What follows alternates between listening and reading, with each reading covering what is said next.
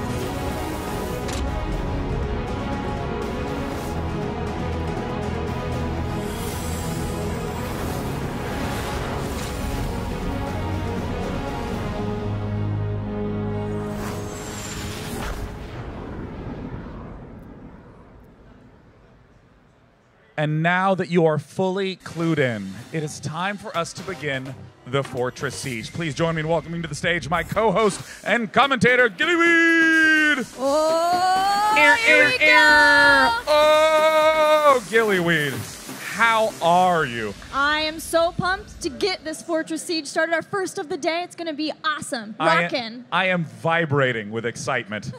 Gillyweed, I think it's right about time to introduce our very first king. Let's do just that then. In the red, the king of Clan Baeleth. Let's hear it for Shifter! Woo! That's me! That's me! Sorry. Booze from the blue team. Oh my. Going against Shifter. On Team Blue, Team Harden, it's gonna be Pokemon! Let's go, team! Unbelievable. Now, Gilly, I think that some of the people here might be wondering, what is Fortress Siege? In fact, some of the people who are playing are attendees of this convention, and they're just up here, and they're wondering, what is Fortress Siege? Well, thankfully, we can run them through the base rules of really the game. That's right. Starting with 2 fortresses, 1 on each side with spawning points. And it's all about the holy artifacts in the center. If you are able to get to your opponent's fortress and imprint your symbol on that holy artifact, you will be able to claim victory. Your goal is to push forward to that holy artifact and not to destroy it as you might do in other games, but rather to have your king. The only one person on each team is the king. Your king is the one who does the imprinting. So you can disable, kill the king to deny that victory. Standing in the way are 2 sets of turrets that will do damage to you, and there's nothing to soak up the damage of those turrets, so it's up to the tanky warrior type characters to soak up that damage to allow time for your damage dealers to take those down and rush across the gate. And in the middle of the map, as we're seeing, there are objectives. Of course, at the very center of the map, there's a fountain that can heal you back to full health, but more importantly, there are the 2 buffs on either side. These come in a large variety of different buffs. Some give you a speed boost, some give you a defense boost, and this is for your whole team. It is temporary though, so you must continue to maintain control of the center and recapture them for the infamous double buff.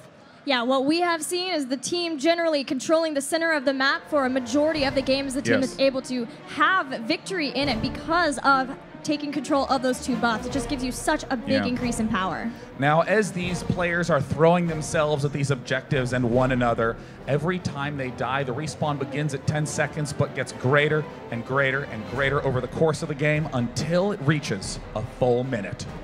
Yeah, it hurts. It feels it bad. Hurts. It's not good. And we have seen how important kills are. Some of the games have ended based off of who has more kills. If by 15 minutes we don't have a holy artifact imprinted on it, that is how we will determine a victor. That's right. And many times in the real world setting, teams only get to do this once a week. They plan their entire week how they're going to do the Fortress Siege, and those are 30 minutes. Here, it's only 15. It's a lightning round. Let's get this match underway. And I want to make sure we're prepared, because often the first team that we announce doesn't get the most cheers because everyone's distracted. They're on their phones, which is fine, especially because this is a mobile game, so we encourage that. But now, let's get ready to cheer for our first team, Team Red, Team Shifter! And let's hear it for the Team Blue! Let's hear it! Best of luck to both teams.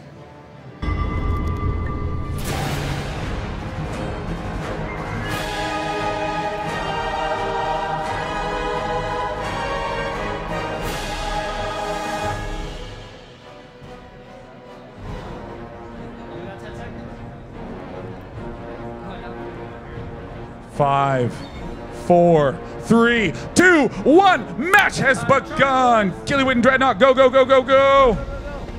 Thank you very much, Day 9. We are ready to kick off our very first Fortress Siege here. 30 versus 30. The long-standing story of Clan Bellet versus Clan Harden. Gilly, what are your thoughts? What are you expecting to see here today? The gates are open and we are rushing to the center of the map for each team to try to take their respective altars and then immediately get over to the Spring of Recovery, try to take control of that center, and then push onward to start bringing down those Tier 1 turrets. Already got to highlight the red team here with a pretty solid game plan. Already locking in that very first diamond buff. Second imprint still under heavy contention here, as a lot of the members, actually almost every member on the battlefield, seems to be bringing their focus, bringing the fight here up on mid. Now we saw both of the clan leaders talking to their respective teams, strategizing a lot, but it's not just about the communication before the match. Things happen, and you have to be able to adapt. And the teams that have continued to have this communication with their leaders are the teams that are victorious, like Trump. Trump was so good at that yesterday. Absolutely, and we saw beforehand both of these teams, both Pokemon and Shifter, were very collecting the squad, trying to let them know what the game plan is going to be. But since that point, we've died down a little bit on the communication level here, Gilly. Well, the plan has been center of the map first. We'll see what the adjustments are, but no rush to turrets just yet. just focusing on the center, making sure that they can continue to get the healing, not only from the potions, because it is a longer cooldown, the 15 seconds, but also sitting at the Spring of Recovery. But we've got a clan leader dying. Shifter is down for the count. Shifter going down for the count, but don't worry, you have a couple of deaths that come at a free cost there. 10 deaths come at the shortest death timer possible, but beyond that point, suddenly you find yourself having to wait in the graveyard for 30 seconds. It increases every death beyond that point, stopping at the entirety of a minute. And Gilly, that is 1/15 of the battle. You do not want to be gone for a minute. No, it hurts to die at that point. And what's hurting for Red Team is that Blue is starting to amass a lead in the kills as they're pushing forward ever slowly, further and further, trying to get Red away from the Spring of Recovery and get more control of that. You got to be asking yourself that the blue team's thought process, if they win this fight over mid, maybe try and abuse that 30-second time difference between the buff number 1 and buff number 2. They might be able to try and capitalize and utilize that small window. Yeah, holy moly though, Red came back swinging though, tying back up quickly in the kills, but that's because Blue has started to separate off, wanting to get towers, but you can't just separate with a couple of members. Because those towers do so much damage, if you're going to go with a small force, it has to be big enough to be able to tank and deal damage to the towers, even have a healer with you too. Yeah, at that point in time, anything concentrating on siege, you have to be hyper aware, not only of your positioning, but the remainder of the team. Yes, this is a colossal battle, but you still got to be waiting for him to join you. You know, you all got to be on the same plan, same direction, and that is what our Kings are looking to do here in this battlefield. Blue team is not only fighting for this match, but for all the blue teams. We've only had one single blue team victory this entire weekend. I'm going to check in with the blue team at King Queen, a Pokemon. Hey, how is it going, my friends? Pretty good. Looks like there's just a huge fight around the fountain. What has been the strategy? We saw you talking to your teammates a lot throughout the introduction to this Fortress Siege. So what were you talking to them about? Basically telling them to play together, stick together, and try to outnumber them. So teamwork makes the dream work. That is, not only is it a great strategy, but it rhymes, so it's pretty easy to remember too. What are you now? Are you trying to shift your strategy at all, or is it still all about the center for you guys? We might try to go for the turrets instead. Okay, well, we'll pretend that Red Team didn't hear. Don't listen over there, guys. We're talking strategy over here. Do you have any words for Shifter, your enemy combatant? You're going down, Shifter. Ooh, what does Shifter have to say about that, Dread? You know what? I'm about to find out. Shifter, you got anything to rebuttal back here against Pokemon?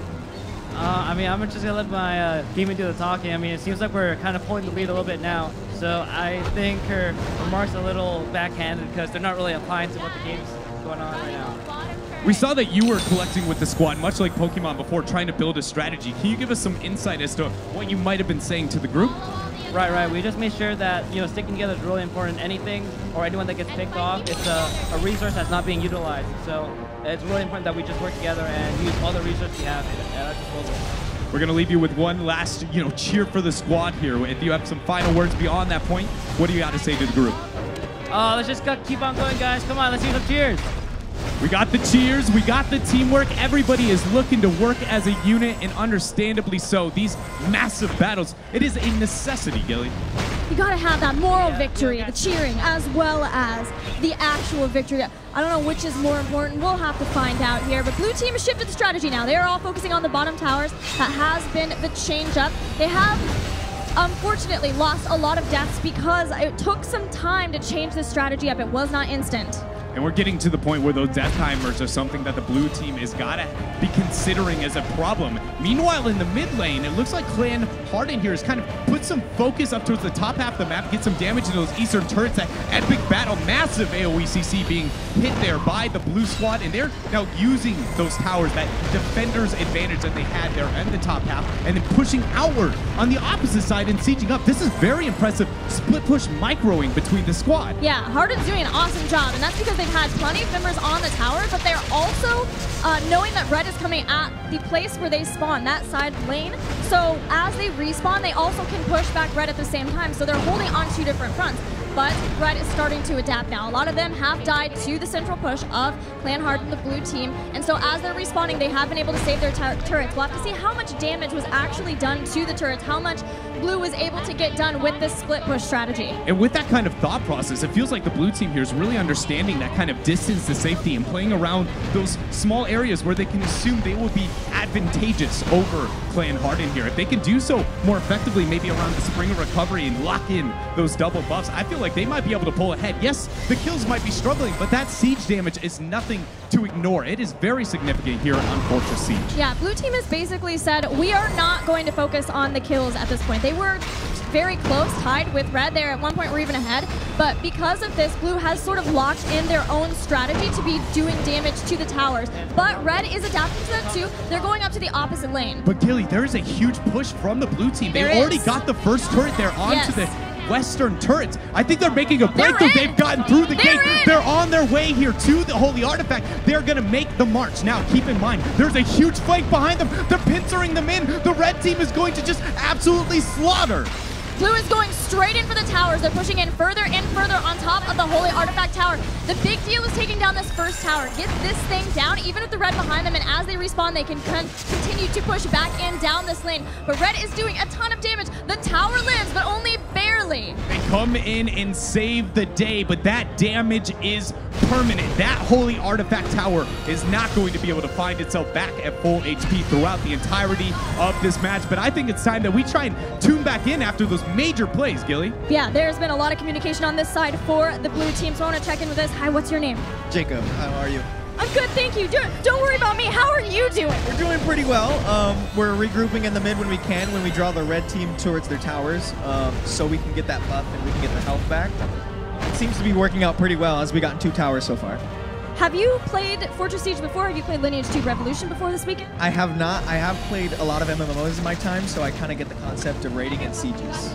And what do you want to say to your teammates now? This is your opportunity to make them excited and continue on forward for the rest of the battle. So guys, on the blue side, we have taken a lot more towers than they've taken, and we just need to keep it up and not focus on kills, but focus on objective play.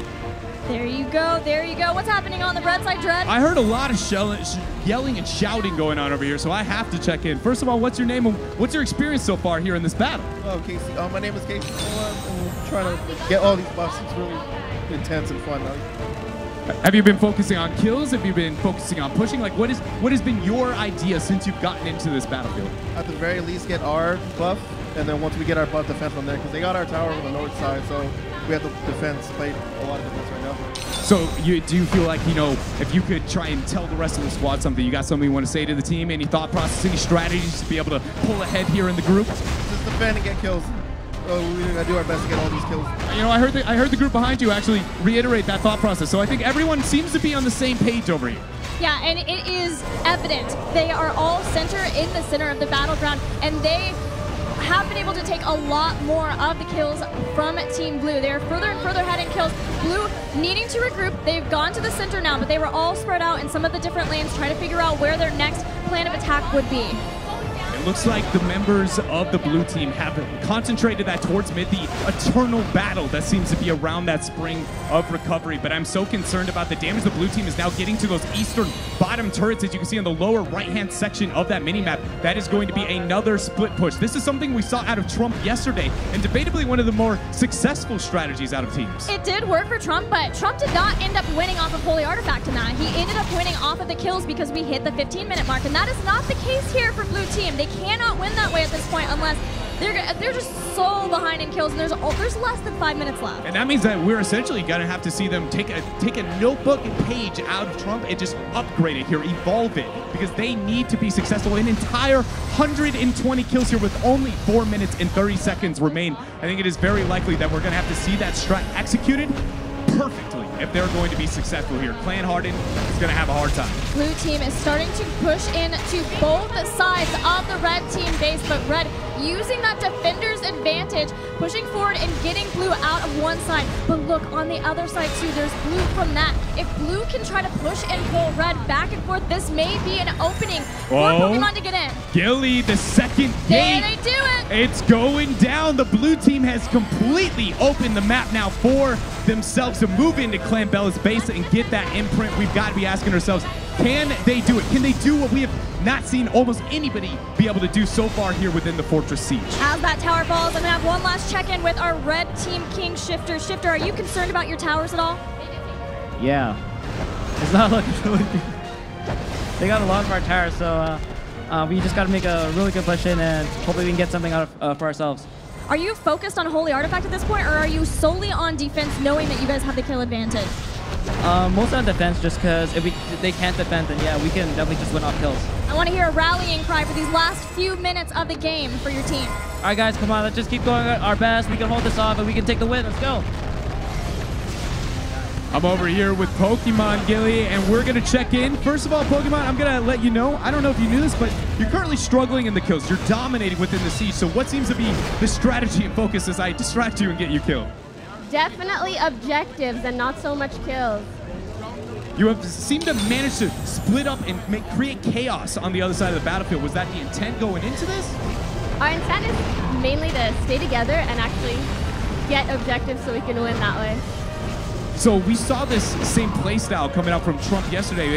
Did you kind of take a note, maybe strategize a little bit with him behind the scenes, or are you just coming in, just showing, first timer, top tier strategies? First timer, just know what I'm doing. That's what's up. Seems like it's just all natural skill here from Pokemon Gilly. This is the last chance for Blue Team, Pokemon's team, to be able to take the victory in the Holy Artifact.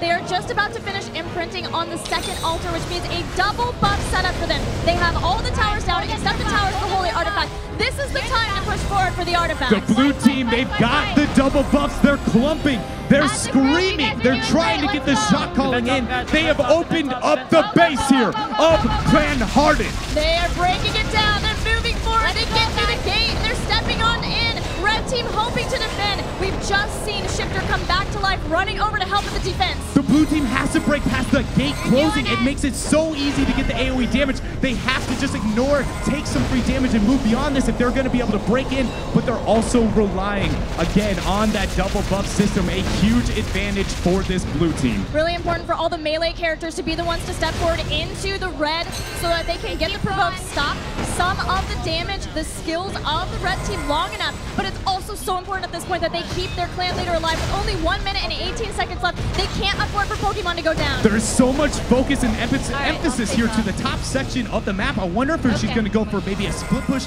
and a backdoor in a different direction. And again, by having both of those gates open, there is so many different avenues to try and penetrate the base here of the red team. And so far, again, going down here, Pokemon is going to be struggling. She's gone down, but she is going to respawn back up. There's 50 seconds remaining. They have to get this push going into the base. All red needs to do at this point with this massive kill advantage is just hold at their base. Look at the blue team actually now mixing things up, putting emphasis into the bottom lane, but red quick to respond. They are immediately going back and getting these kills staggering. It is now completely, if this goes 30 seconds, the red team will win. But if somehow Pokemon can get that imprint within that 20-second time frame, she could end up getting this game. Red team has been holding admirably. They have taken fights on top, on the bottom of their base, but they continue to regroup in the center, always together as one, and they have just about done it. 10 more seconds to hold. 10 seconds remain.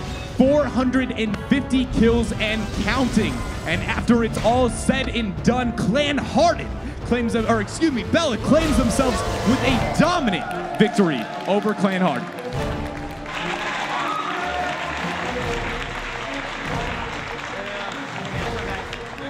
Team Red GG! Shifter, get down here! Shifter, come here, man. Come here, Shifter. Shifter, come here. Shifter. Shifter, get down on the stage. Shifter. Shifter, hold this foam board up. Yes! Shifter's champion! Woo! I'm gonna ask you to stand on this side. Oh, if you wanna shake hands, we can do that as well. Hey, good job as well. And you too, Shifter. Man, there was a moment there where blue team was barreling down the top lane. What was going through your mind?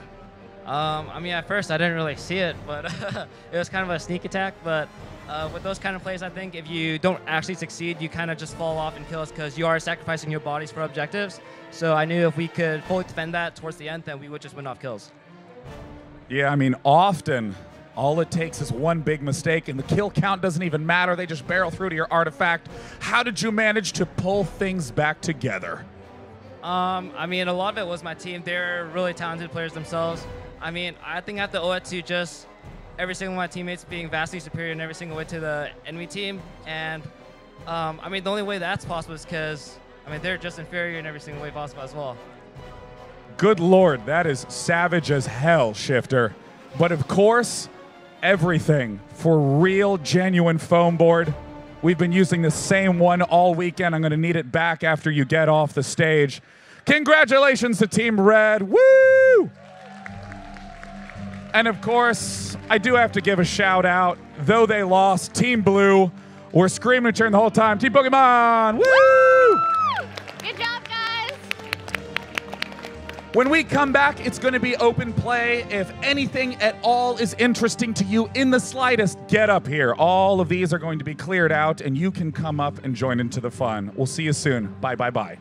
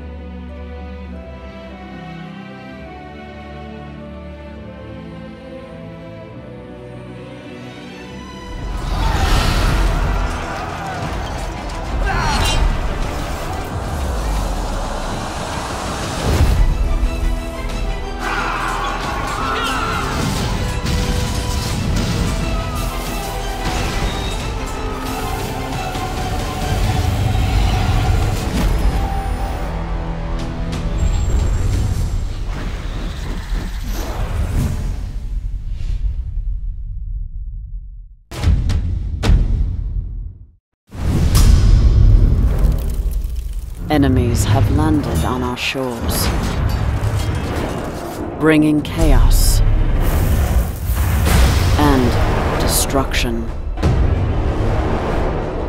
The time has now come for heroes to rise and to take back our freedom.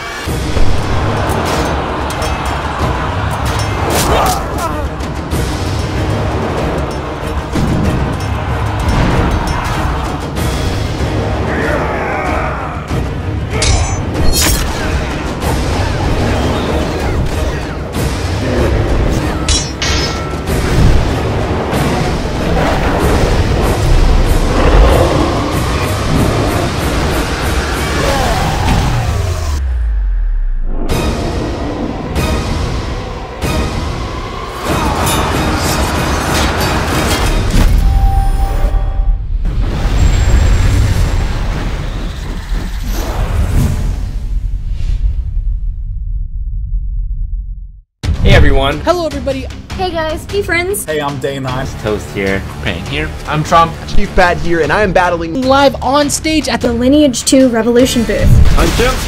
Yes. Go Trump. Go. This is a 3v1. Run! Oh my god. There's like a 30 billion people. No honor. We're 1v1ing. No honor. I'm delighted to be part of this Lineage 2 revolution. Watch me lead my team of 30. Fortress Sieges, doing some 30v30 PvP. No! No! Can't believe it. I'm CC'd. Oh, interrupted. Run him down. Oh, you scum. Live at TwitchCon. It's gonna be epic. Pretty amazing. Make sure you guys stop by. You want to see me destroy all the other streamers. Come hang out. It's gonna be awesome. It's gonna be sick. I'll see you there.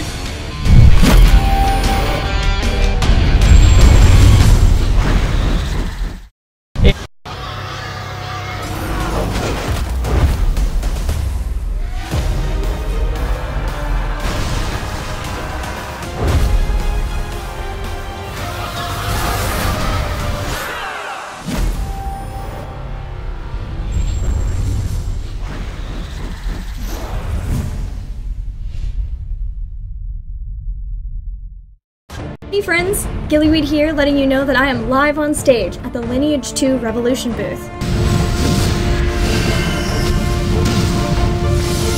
I'll see you there.